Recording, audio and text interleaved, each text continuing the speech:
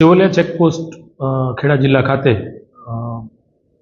Checkpost ઉપર વાહન checking ચાલતું હતું. તે દરમિયાનમાં આજરોજ સવારના 6:30 વાગ્યાના સુમારે 3 ઈસમો એક બ્રેઝા ગાડી જે છે GJ10 EL 9393 નંબરની ગાડીમાં આવેલા. તે વાહનમાં આ ઈસમોને ચેક કરતા તેમના કબજામાંથી 2 દેશી બનાવટની પિસ્ટલ અને કારતૂસ મળી આવેલા. આ બાબતે તે લોકોની પાસે કોઈ પાસ પરમિટ કે લાયસન્સ વગેરે માંગતા તો એ નહીં હોય.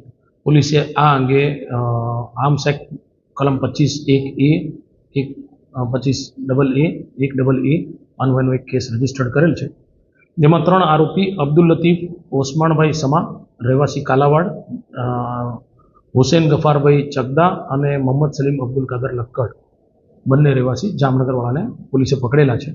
અને 3 આરોપીને પકડી અને આ હથિયાર ક્યાંથી લાયા, કેવી રીતે લાયા, કોના માટે લાયા એ અંગેની પૂછપરછ હાલમાં ચાલુ છે. આમાં આરોપી અબ્દુલ લતીફ ઓસમાણભાઈ સમા છે, એનો આ અંગેનો પૂર્વ ઇતિહાસ છે. તે અગાઉ આર્મ્સ એક્ટમાં પણ પકડાયેલ છે અને તે સિવાય પણ તેના ગુનાઓ છે.